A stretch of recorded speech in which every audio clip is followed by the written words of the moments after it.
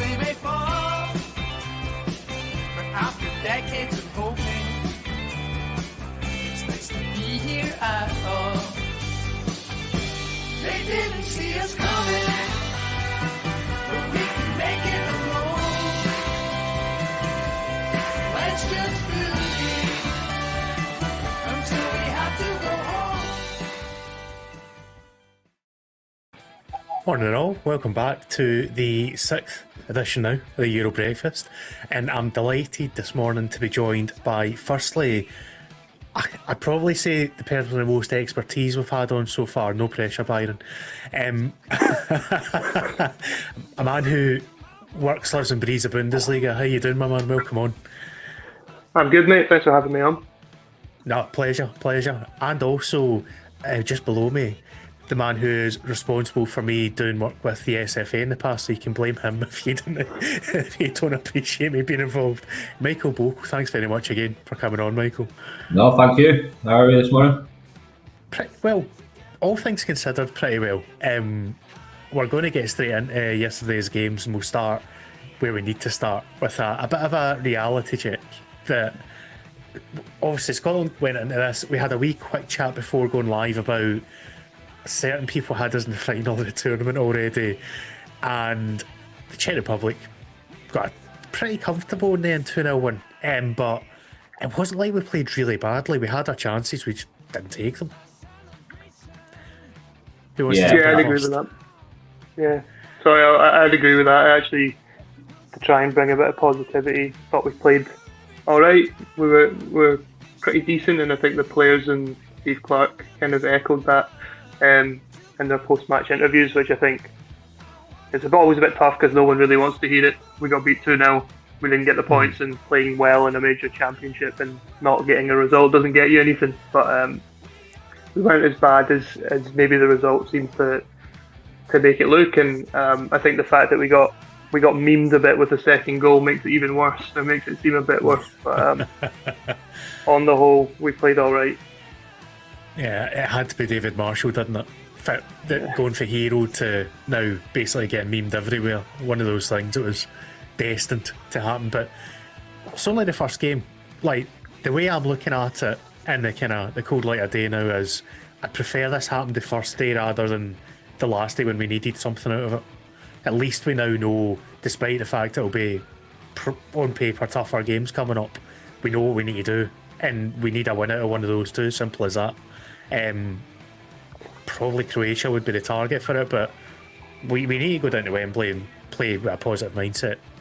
So it's kind of made our mind up for us, really. I know, which is a bit of a conundrum for Steve Clarke, to be honest, because I think all things considered, he would have gone down to Wembley with a sort of defensive mindset, because England, you saw it against Croatia. As much as all the English pundits are saying they played really well, they didn't create too much on the grand scale of things, and it's because if you set up defensively enough against England and don't give them any space in the attacking third, then they kind of limit themselves in the clear-cut chances that they can create.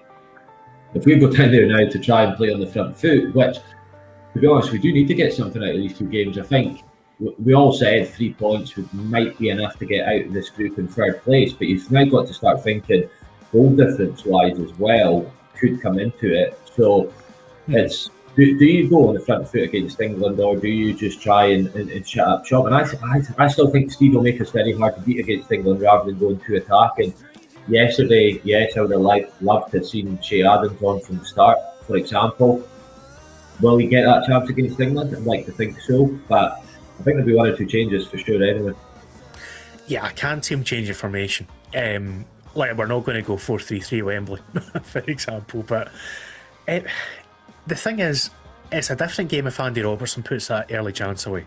And it was one of those that all he had to do was find either side of the keeper. If you're trying to place it, you can't go down the keeper's throat. If he goes to the near post and gets it past him, we're 1-0 up and everything's gravy. But there was a few other moments. Dykes had a great chance that the keeper actually made a decent save from on his left foot. The one where the keeper managed to claw away when his own defender popped it over the top early in the second half was a big moment. it was just one of those days for us. It just didn't feel like we were ever going to score.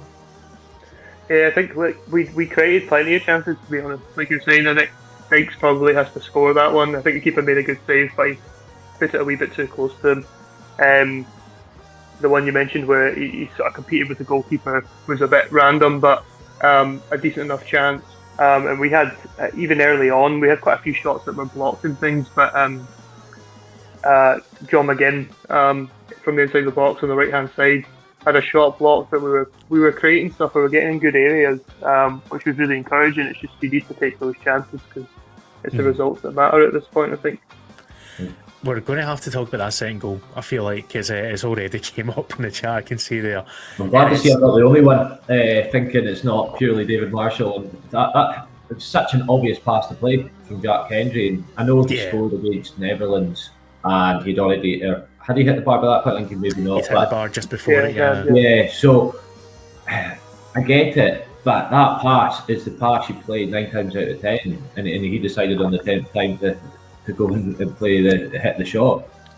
I think it was a bit of inexperience shown, wasn't it? He'd got a bit excited having hit the bar and he fancied his chances, obviously thinking back to that Dutch game, thinking, well, why not? Have a pop. And ultimately, it's taken the one break of the ball that's gone right against us, straight into Schick's path, and the rest is history. So you need to give credit to him, I think. Not enough people have credited him how good a strike that was. It's an absolute wonder strike. Like when you see the camera angle from behind it, it's about 20 yards left of the goal when he hits it, and he just bends it all the way back around. It's phenomenal. But I agree with you. I think there's kind of blame to be shared between Marshall and Hendry. I do think Marshall was still too far up, but yeah, there was an easy pass and he never took it. It's objectively a bad shot, right? Jack Hendry shouldn't be taking that shot on. He hit the bar earlier, but it was from much closer in, and it was sort of on the second phase of a corner. This one was just him having a pop shot that he didn't have to have, and he could have, as everyone said, passed out to O'Donnell. And just objectively a bad shot and a bad decision. But I'm reluctant to hammer him too much, because the reason it's a bad shot is that could happen, and there's immediately a counter attack behind you, and Hendry, the centre back, knows that. The fact that Patrick Schick then rifled it in nearly the top corner from 45 yards there's not a lot you can do about that. I mean, giving up a counter attack's bad, but that doesn't necessarily lead to a goal. It doesn't lead to a good opportunity for the other team. It's just the wrong thing to do. But him pinging it from where he did and it going in the way it did, I don't want to hammer either Marshall for his positioning, because he likely wouldn't have expected Henry to take on a shot there, and I don't really want to hammer Henry too much for a poor decision, because the fact that it led to that goal makes it worse. I'm sure if the Czechs had broke down the park and cut it back and tucked it in from 6 yards, we'd still be complaining, but it wouldn't feel as bad as it does watching us, like I say, get memed. So I've already seen a few people here as well, and I saw a lot of this yesterday on social media. O'Donnell seems to have been getting it really tight from all corners. Do you think he makes it to the England game, or do you think either Forrest or Patterson comes in? It won't be Forrest. I think that's too attacking when you're going up against it was Raheem Sterling or Sancho or Foden or whoever you want, that they'll play out on that wide left wing. You need somebody slightly more defensive minded, and as much as Forrest is good going forward, which we saw a bit of a difference when he came on yesterday afternoon. Sorry, I think it will be O'Donnell again. I would be surprised if he puts Nathan Patterson into a game of the magnitude of England. Do I think Nathan Patterson could handle a game of the magnitude of England? Of course I do. I think he wouldn't look out of place. I don't think my gut feel says, though. I think he will stick with O'Donnell. O'Donnell's very much a confidence player, so it will take a bit of arm around him this week. But I wouldn't be surprised if he starts O'Donnell again. What do you reckon, Brian? I'd agree. I think he'll start O'Donnell. I think it's too big a risk to chuck Patterson in there. Just he's a defensive-minded player. We haven't seen him play all that much, and you put him in against Raheem Sterling or Sancho. I mean, even in some of the friendlies against the Netherlands, for example, I think it was the Netherlands he came on. There was a couple of times where he got caught in behind just on his little cameo appearances. And Patterson's going to be a great player, and he is a really good player. And I get the clamouring to see him in the team is more because of what we don't know about him. I think because it's just buzz and excitement. We've seen him do great things, exciting things. So it's like, wow, brilliant, get him in. But there are flaws in his game, and he's a young defender, and he's attack-minded. And I don't really think we want to go down to Wembley against Raheem Sterling, probably, and give him space in behind with a marauding right back. So I think it will be O'Donnell, just because, again, for his as much as he's been getting it tight, like you said, I think defensively he wasn't too bad. He did all right. There was a few things where he looked a bit daft going forward, where he's running into Christie, and I think one point where he just completely miscontrolled the ball and it went out for a throw-in where he just looked nervy. And I think we all know he's not the most fluid attacking player. It's not really why he's in the team. But I think he did his defensive work all right. And I think Clark will probably stick with it, like Michael said. I don't know if you guys all agree. I think we badly missed Keane Tierney, and I think it was obvious just how badly we missed him. Obviously, he might be ready for the England game, and he was kind of kept out of the Czech game as more of a precaution. So it's not a serious injury he's got, as far as we're aware. They kept it really quiet. To be fair, nobody knew. Not even Arsenal knew. They were tweeting out before the game saying, "Oh, go on, Kieran." So hopefully it is just a niggle, but I'm assuming he's a must start if he is ready to go at all for England. Oh, 100%. I think, that there was a blow. The players and the backroom staff, everybody would have known ahead of the game, so they had got the time to get their head around it. But for us as fans, that was obviously a blow.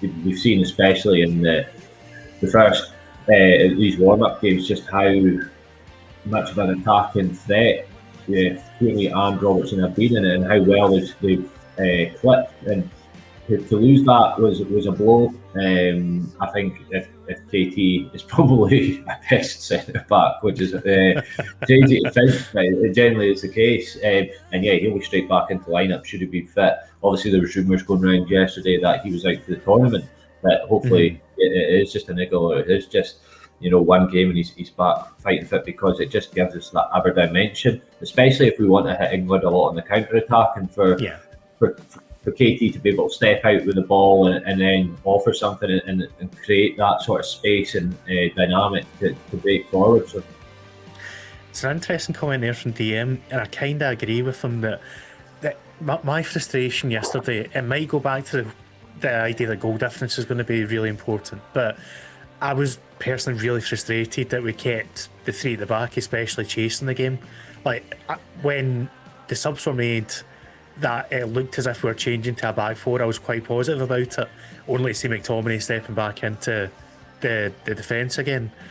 Do you think this is a formation we're just going to roll with the whole way, or is there a potential that Clark is going to get a wee bit more ambitious if we're chasing a game?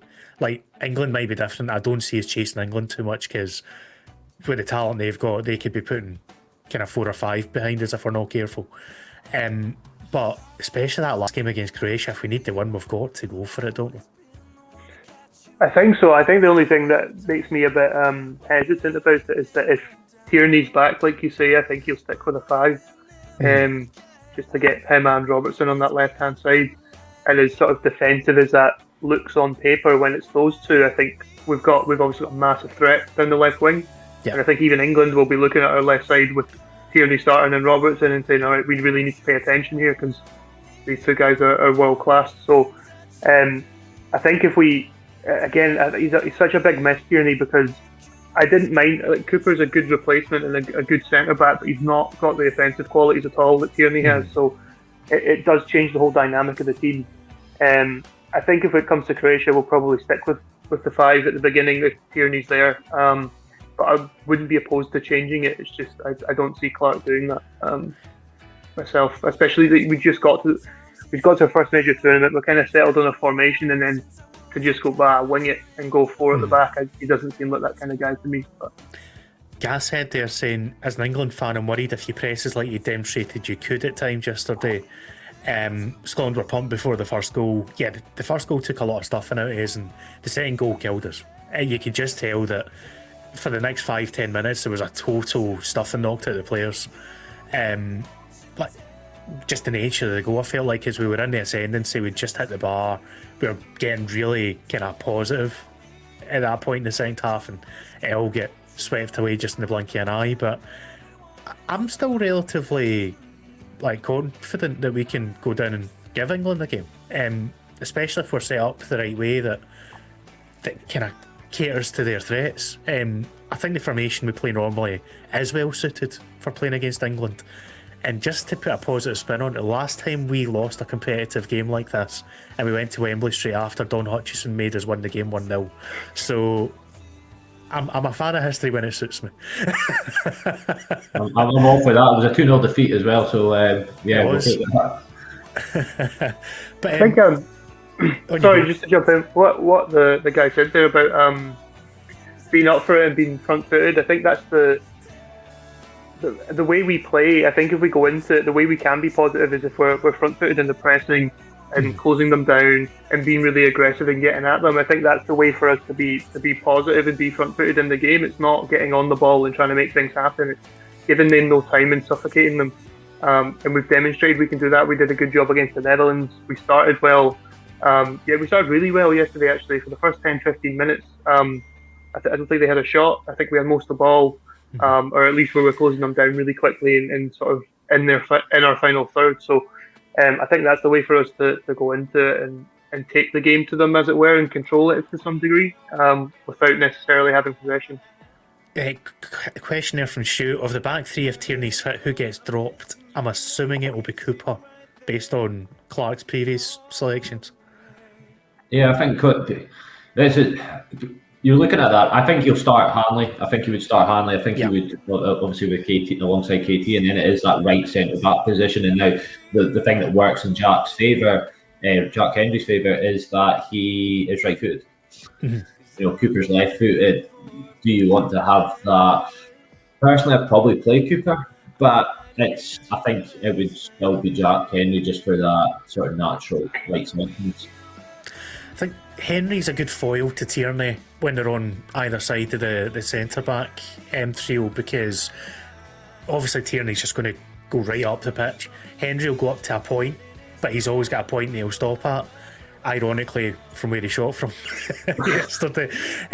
But I think the balance works out quite well, because he does also force himself to stay back when Tierney's progressing forward. We've always got that two centre-back cover, even if KT's miles up the pitch. So I think he just gives us slightly more than Cooper does in the kind of transitions.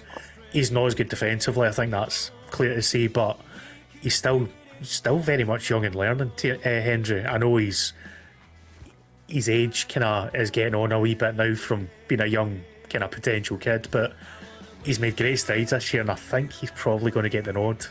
I agree with you, Michael, there, but it's going to be a different game when we go down to Wembley, because we're not going to get anywhere near as many chances. I think that's a given.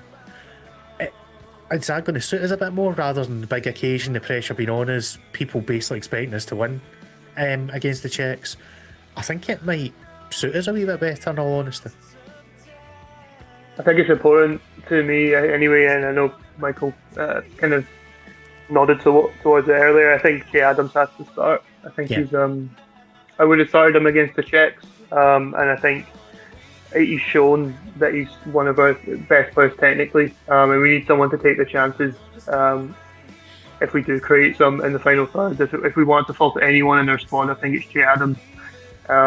We saw yesterday Dykes does a lot of good things. He's competitive, combative, presses well, puts in effort for the whole time he's on the pitch, but maybe lacks a little bit of finishing ability that I think Che Adams has. I think Che Adams has all those other things as well for us, but he's not as big, and he can't sort of rustle up defenders quite as much, but he can buzz around them.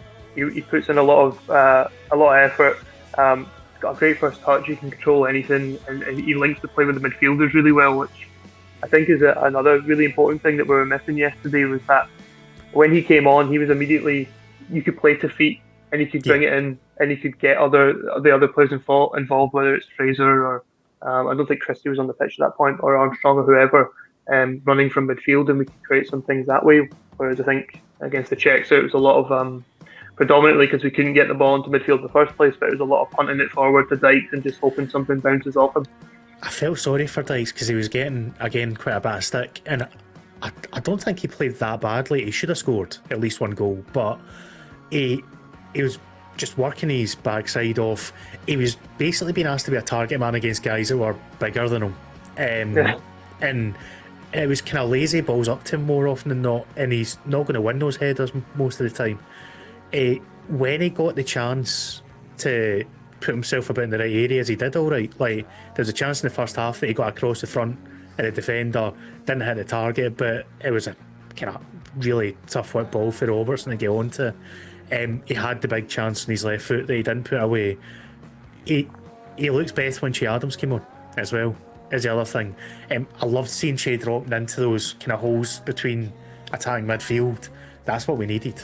Like, it was just, it's a level of intelligence we don't have up front when he doesn't play. Dykes is not going to be that guy that's going to drop in, take a nice wee touch and find a pass. He's going to stay predominantly up at the top of the line. And like, his passing's not fantastic. There was one or two slack ones that went away, but I don't see him dropping Dykes. I think he does a role. He's got a job to do, and he generally does it. He's not going to be banging the goals in. He's not going to be very kind of pleasing on the eye a lot of the time, but when you're playing against somebody like Tyrone Mings, I think he's got a job to do, and he'll rough him up a bit. Yeah, I think that's a decision for Clark, whether he thinks, because to me, Tyrone Mings and John Stones, probably the thing they would probably quite like to see, I would think, would be a Lyndon Dykes, where the ball's going to be in the air, and Tyrone Mings certainly would fancy himself to win the majority of those. But I think someone like Che Adams bustling around them, running in behind, would give them the fear a little bit. Which is where I would lean. So someone like that, combined with a Ryan Fraser, or even the guys that were starting, that can play between the lines, like Stuart Armstrong and John McGinn, obviously. I think that sort of trio could really cause issues, but it is a bit of it's a bit more bold, because if we do find ourselves under the cosh, then that out ball to Dykes isn't there. So it might be a case that he starts for both, obviously. But I think he's got a decision to make. Either way, I can see pros and cons of both. But I agree with you that I don't think Dykes was terrible, and I'm not being too critical of him, because in general he played pretty well, and he did what he could and what was asked of him. I think the main issue against the Czechs was getting the ball from defence to midfield rather than anything Dykes did. I think he did well, and did what was asked of him. Just wish he'd scored, to be honest. If he'd scored, it'd be completely different, you know. So it'd be a different narrative, wouldn't it? If even if it was 2-1 and Dykes had got the goal, people just wouldn't be slating them the way they're slating them. But for me, I think Dykes and Adams need to start together, and maybe a Christie, a Fraser, anyone who's there with a bit of pace and support would be the way to go. But what do you reckon, Michael? I think if you start Adams and Dykes, you're not going to have Christie and Fraser in the team. I think it's one of Christie or Fraser plus the striker. I think what we'll see is, and I'm a big advocate, I think, of the Adams and Dykes partnership. I think you know what you're getting with Dykes, and that's the thing. With Adams, there's a bit more of the can do something differently.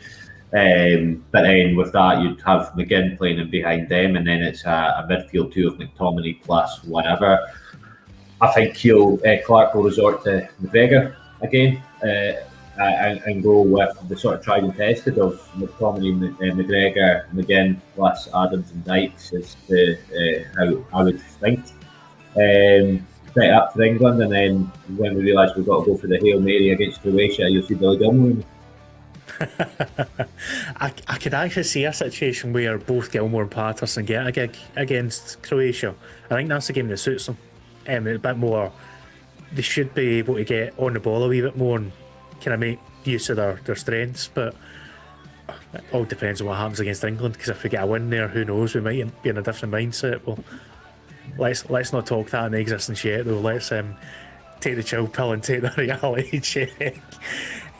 But yeah, we'll move into the other games from yesterday as well, because there was a bit of a surprise after us with Slovakia beating Poland 2-1, and I was actually really impressed with Slovakia.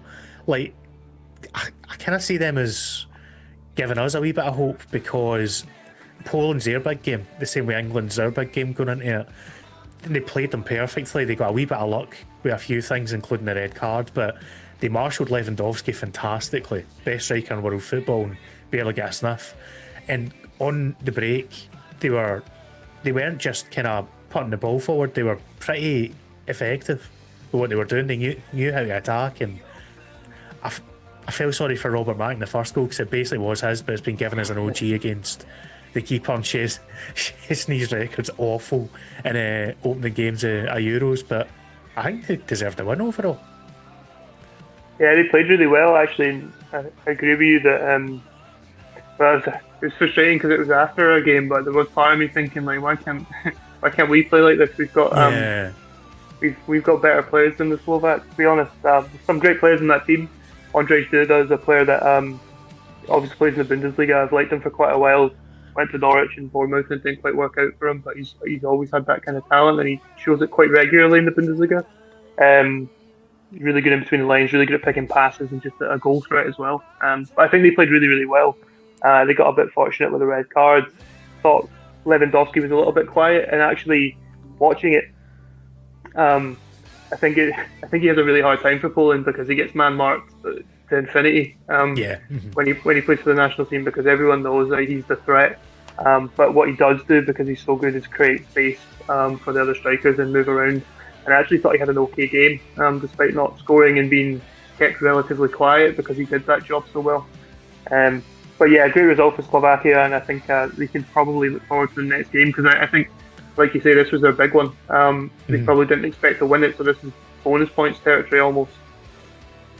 Yeah, essentially one more point for them in their last two games, and in most cases they should go through it. Worst third place, kind of one of the best losers, so to speak. But what did you make of it, Michael? Yeah, I think you said it at the very start there, and I'm looking at this purely from a Scotland point of view. It does give you hope. It does. Were they expected to win that game? No, probably not. Poland were favourites going into that game, but they put together a good result there, 2-1, and you said sets himself up, and I think everybody, I certainly would have expected Poland to win that. It's actually interesting, the dynamic for our group as well, because second place in our group plays second place of that group. So again, just putting my Scotland hat on, going, I would fancy Slovakia in the last 16, don't get me wrong. So look, I think when you look at that Slovakia team from when we played them, we obviously were very hungover the last time we played them. I checked myself this morning. So you go, are they that great? No, and there's a comment there, obviously, that Poland were performed below the expectations of them and what it is, but no taking away from what a great result it is for Slovakia. Yeah, something else in there, Poland and Lewandowski aside, probably a level or two below the best international teams. I'd agree with that. I think that there's so much pressure on him as a talisman, and I think you were bang on, to be honest, mate. The fact that there's usually at least two men looking after him. He's not the paciest, so he's not going to get away from that press coverage too easily, but he's very, very intelligent the way he drags people away and creates space for his teammates. The problem is they didn't do enough yesterday to put the ball in the back of the net, and ultimately, we'll get on to the next game in a minute, and it was a very different scenario, but Slovakia were positive when they were able to, and they took their chances. Yeah, I think so. I think for Lewandowski, the difference, he's so, like you said at the beginning, he's probably the best striker in world football. And so he's used to being taken care of to a degree, but I think when he pulls around defenders for Bayern Munich, it's usually Thomas Müller, Gnabry, or someone getting on the end of the chances he creates. So for Poland, it's slightly different, and the pressure's on him, and I think he had a decent game, like I say, but they maybe lacked a little bit of quality around him. But yeah, Slovakia played well. I think credit to them, and I think, I'm not sure if they got Sweden or Spain next, but 3 points might be enough for them to get through that group, because I think Sweden could well go on to lose their next two. But I guess the Slovakia-Sweden game will be the big one for them now. Yeah, it's next. Yeah, it's Spain, Poland, and Slovakia, Sweden next up. By the way, I should clarify, I'm not meaning that Poland are bigger than Spain. When I said that was a big game, I more mean it's a big game because they needed something out of that before somebody says, what are you talking about? Which happens quite a lot on here. Sam's made a good point there that Milik being out for the Poles is a disaster because he's the guy that you'd want to kind of feed off Lewandowski, really. Zielinski's a player I like, but he didn't play that well. I felt like he was pretty ordinary. Similar story to us, their kind of big players just didn't have the best of games ultimately, and they've ended up losing because of it. Yeah, I think it's as well. They're really let down by the red card, obviously. Like they were playing quite poorly before that, but the red card kind of ruined the whole thing for them. I agree with you though that Milik's a big mess. The only thing I would say from if I was a Polish coach or a Polish fan is that I wouldn't have been relying on him anyway because he is perennially unfit. And I know it's maybe a bit of a cynical way to think about it. If you're going into a major tournament, that would always be in the back of my head that this guy, if we have him, it's a bonus. But I wouldn't be building my team around him or expecting him to be there. And with someone like Zielinski, he's still got the quality, he's still good enough player for Napoli. Like, he just had an off night, I think. So yeah, I think so. And that brings us to the most boring game of the tournament so far. Spain 0, Sweden 0 in a game that Sweden just didn't have any kind of designs on attacking whatsoever. Put 10 men behind the ball and tried to break every soften through Isaac. Missed a couple of golden chances as well. Morata missed a golden chance, but the first goalless draw in years and years in the Euros in the group stage anyway. And to be fair to Sweden, it's a tough gig going to Seville, 30-degree heat even at that time of night, and surviving that way for 90 minutes, but they managed it. Yeah, I think, like to Sweden, Poland would have been looking at Slovakia and going, right, if we can get 3 points out of that game, play each other, and then, set up as we need to against Spain. You know that Spain are going to have the ball, and Sweden had a game plan last night and stuck to it. And I think there was a start at something like 85% possession for the Spanish in the end. Madness.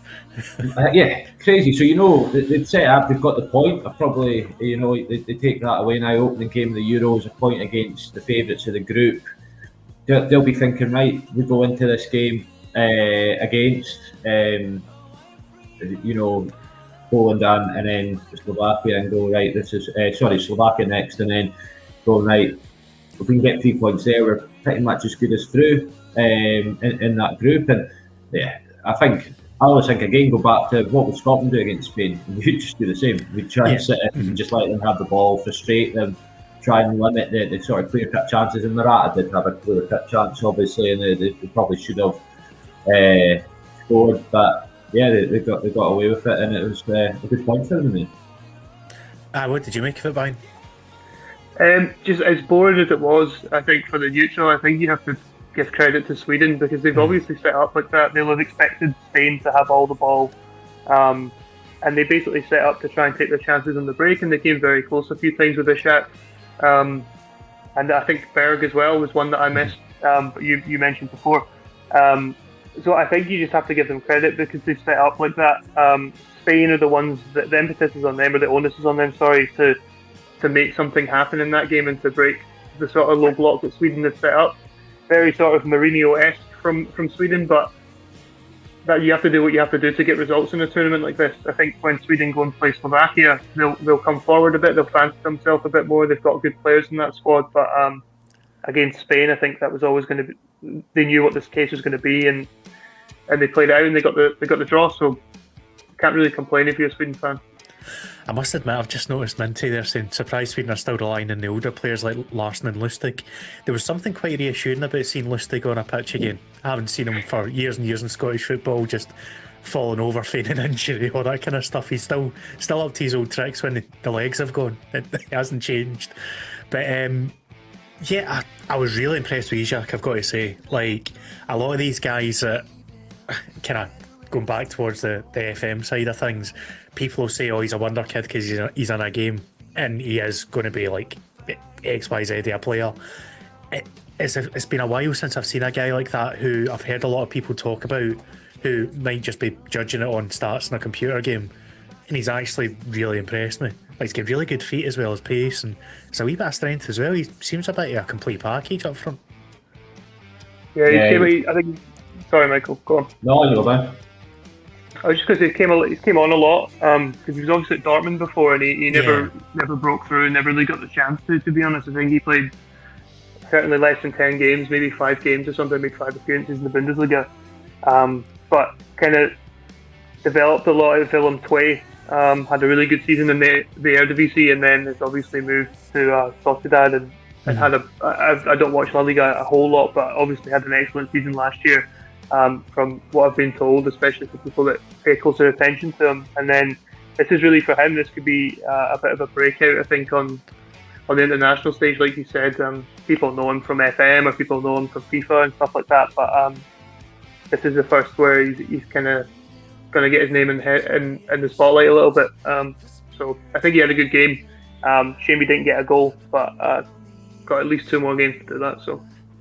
Yeah, he should have had the assist for the winning goal when Baird just inexplicably from about 2 yards out, with nobody on him, no pressure, just somehow managed to screw it wide. I still don't think he understands how he missed it, in all honesty, but it was one of those that he just felt from as soon as it hit his foot, you kind of saw his head go straight to his hand, he obviously was thinking it was in before he'd hit it. But Spain, I just wasn't impressed. Like, the issue with Spain, I felt, was Pedri looked really good, the young kid, but when he's the one that's shining and you're relying on, Olmo had a decent game, to be fair, but the more kind of experienced creative types just weren't doing enough in the game, I felt like, to break down that low block that Sweden put in. And the issue for them now is every team's going to think, well, they did that, let's look at that blueprint, we'll do that. And they're going to have to get past it at some point. They can't go through this group stage with 3-0-0s. So, do they drop Morata for Moreno? Is the question I've got. I think possibly. I'd also probably look at Adama Traore. I think if you're playing against a low block like that and you've got one of the best dribblers in the entire tournament who can beat a man 1v1, he probably should have been on the pitch, at least in the second half for me. More than anything, because I think they had a lot of the ball. The issue was really creating those chances. As much as Morata spurned one, you would think having 85-86% possession, you would get a bit more joy in front of goal and create a little bit more, and I don't think they really did. So the Spanish players looked, I think, as everyone expects. They all look technically brilliant. They're all amazing on the ball. First touch, passing it, great vision, but it's the movement and that little bit of spark to do something a bit extra, I think, that they maybe lack. But that's my take, and I think if they were to, they've got options, like you say, up front, so if they were to change Morata, I don't think anyone would complain. They've got, the quality there is kind of interchangeable in my mind between him or Gerard Moreno or someone else. What do you reckon, Michael? Yeah, the same. I watched a bit of the Spain v Portugal friendly ahead of the tournament, and Morata was just, again, was what you expect from Morata at the moment in time, and in general sort of thing. He needs a lot of chances before he's probably going to put one away. And I think last night showed that they probably do have to freshen things up a little bit just to give them that sort of different option. And as Brian said, I don't think there would be any sort of people battling in the eyelids if Morata does get dropped ahead of the next game. So that brings us into, I'm sorry to say, 2 games today. There's no 2 o'clock kickoff, folks. No. As much as my work will be delighted that there's no 2 o'clock kickoff for other reasons. We start off at 5 tonight with Hungary playing host to Portugal. And as far as I'm aware, the only sellout stadium in the whole tournament, because Budapest just doesn't do COVID rules, apparently. Is that going to play into the host favour? I think it lends itself to it. I think, Portugal obvious favourites for that game, but having that crowd and support behind you will give that extra thing. But we had a home trial yesterday. Okay, it was only a quarter full Hampden, but it didn't count for anything in the end. And I think you look at that Portugal squad, and arguably, in my eyes anyway, a better squad than they were when they won it 5 years ago. So I still can't look past Portugal, but it'll certainly help the Hungarians. Just before we move on, that comment there, I think London Dykes would take being that Manata comparison, by the way. But yeah, obviously Hungary are going to be the underdogs here, Byron. A lot of people are fancying Portugal to go the way. I'm not as convinced by them, but do you see them getting the 3 points here? Yeah, I think actually they're both really interesting sides. I think I agree with Michael that I think Portugal are better now than they were when they won it. And I think the optimism around them is because quite a few of the players have had really good seasons, whether it's Jota or Andre Silva up front scored, can't remember off the top of my head, but 24, 25 goals this season for Frankfurt. So they've now got a couple of players to sort of complement Ronaldo a little bit more rather than rely on him, I think. I mean, they're doing it, like these guys are doing it at really, really top level, whether it's Liverpool or Frankfurt. We're pushing for the Champions League this year as well, probably should have made it. So they've got a really good team. The midfield's good as well. I think they're in a really good place and should be pretty confident. It's a really tough group is the only thing. And with my Germany hat on as well, looking at it, any of those three teams, if they could have had the best team in a generation, they'd still be like, not sure about this group. So the only positive for them is obviously three sides will probably get out of it if they all manage to beat Hungary, but I don't think that's a given. The Hungary side's really quite interesting. They've got some good players there. So I think the main weakness I've got is Szoboszlai missing out because he's their kind of talisman, isn't he? But they're still a pretty solid enough side looking through the players I've got there. There's guys that are playing, like you just mentioned, the highest level there.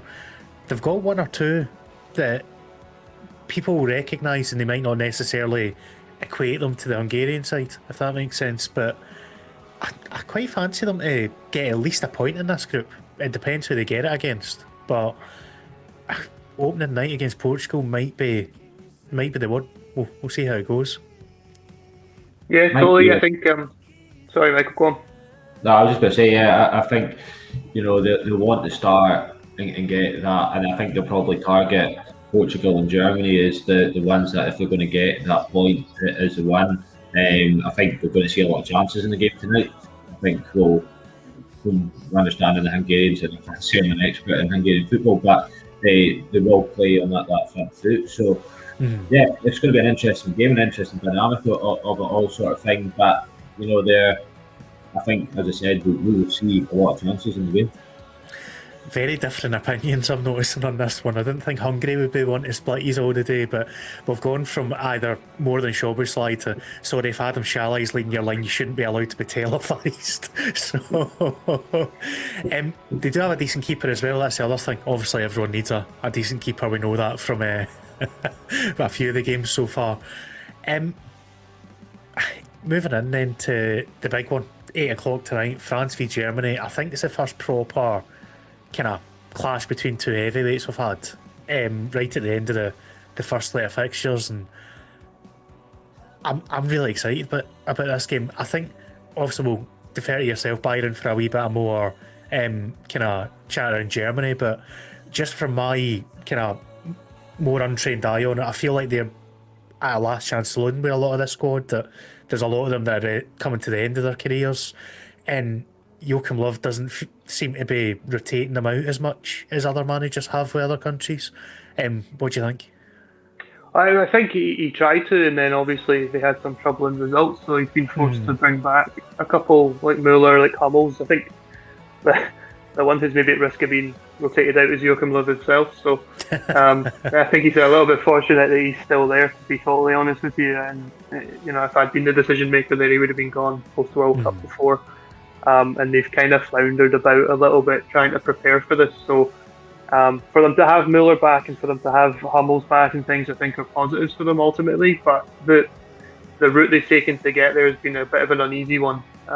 So I don't think they're a settled team by any means, but from a German perspective, I think at least you've brought your best players, and you can hope that they can sort out the tournament. As I said with the group, it would have been beneficial for them if they had one easy game or two easier games. Maybe if they were in Spain's place and they had Poland, Sweden, Slovakia, they could settle themselves and then sort of build into the tournament because they kind of need that. For now, they're just going to have to hit the ground running. They've obviously got the hardest game you could possibly have in the tournament against France first up. So Yeah. exciting for them, but I think most Germans are going into it a little bit apathetic rather than hopeful or expecting anything. It's interesting because, as somebody mentioned there, when was the last time Germany went into a tournament as more of a dark horse than quite fancied? It's been a while now, but I mean, France are very much the opposite of that. They are one of the big favourites. They're already falling out with each other in the squad, which is standard.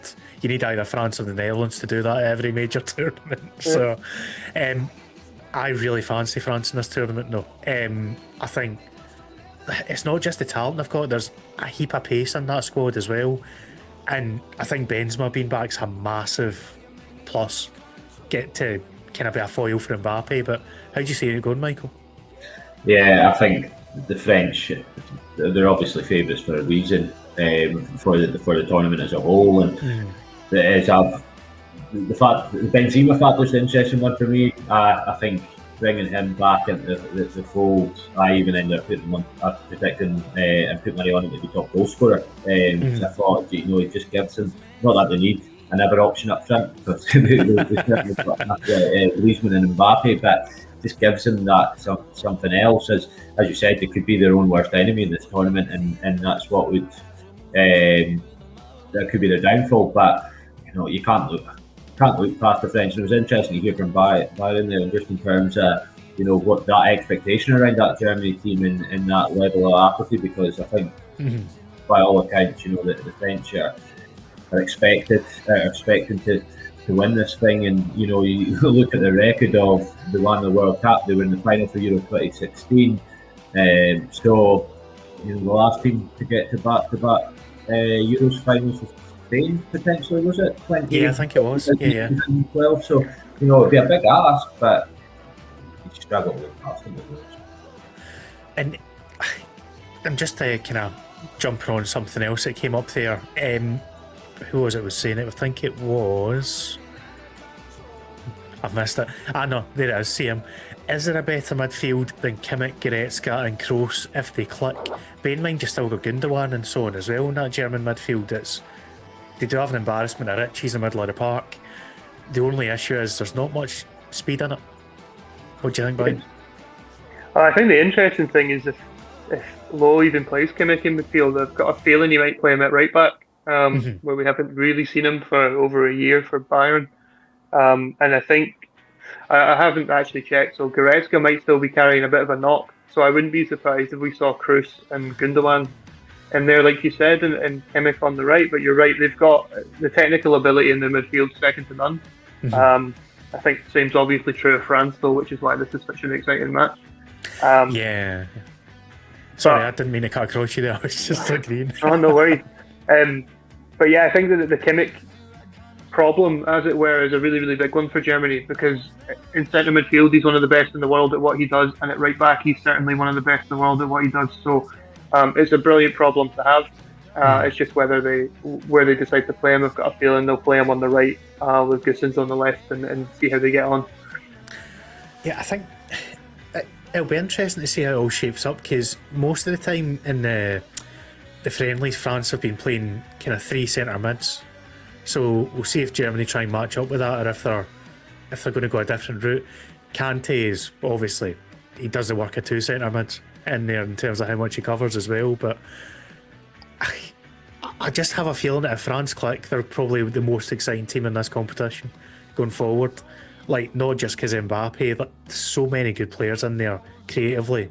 And even Pogba, when he's on form, is just a force, especially in a three-man centre mid. That's going back to his days at Juventus. That's where he was at his best, on the right three, and just kind of bombing forward whenever he can and making use of his kind of physical side. But sorry, Mozza, just to cut you off. The thing that about France that frustrates me a little bit is they won the World Cup, and personally, I didn't think they were that good. You know, like they've got the individual players' individual qualities are very, very best in the tournament, and they've got outstanding individual players. But for me, they've not really clicked as a unit in the same way that we've seen Spanish teams in the past or whatever. And taking it to that next level where you see them blowing teams away, it tends to be like individual bit of brilliance from Mbappe. There's no real clear system in what they're doing.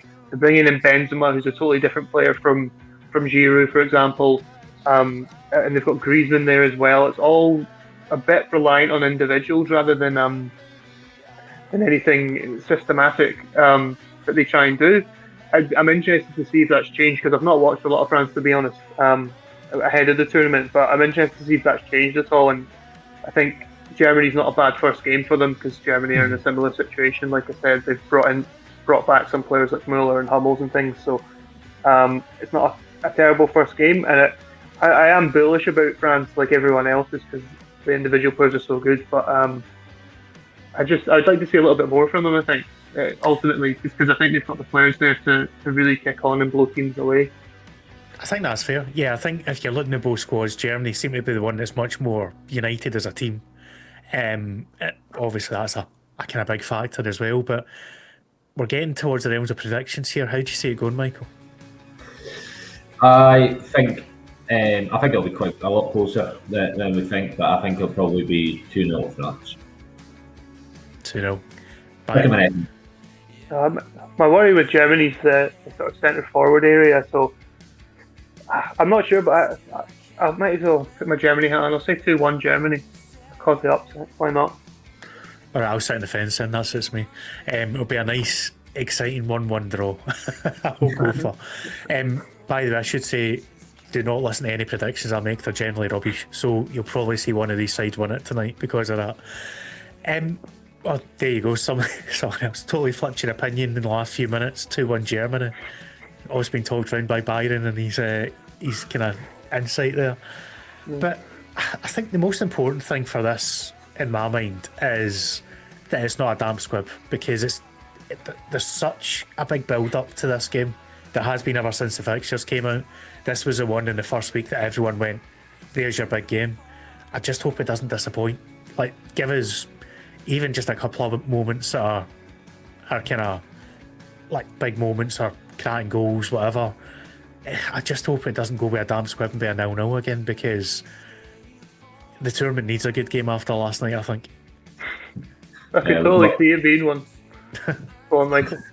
Yeah, I was just going to say, I don't think we'll reach the heights in the Netherlands, Ukraine, but I think, it's got the potential for a great game, but you're right, I think, the Germans will, going against that French team, and it's got the potential to be quite, as I said, quite close, quite a tight-knit game, but from Lutro's point of view, well, there we go. I don't know if we'll get a 4-1, but it'll be a very sort of close knit affair. It's interesting that there does seem to be more people going for France, but there's still a bit of a mix in there. Walt especially saying 4-1 Germany, France will implode. So there's not many kind of hesitant opinions in the chat this morning. Everyone's very... it's a bit of a like... Oh, you go by. Just because it's a bit of like Champions League final vibes, you know what I mean? I think the way that this group's set up as well, Germany and France will probably they'll fancy themselves against Hungary and maybe fancy themselves against Portugal. I mean, maybe stupid to say, but a lot of it might ride on what Portugal do first. If Portugal slip up or get a draw or whatever, then France and Germany might be quite...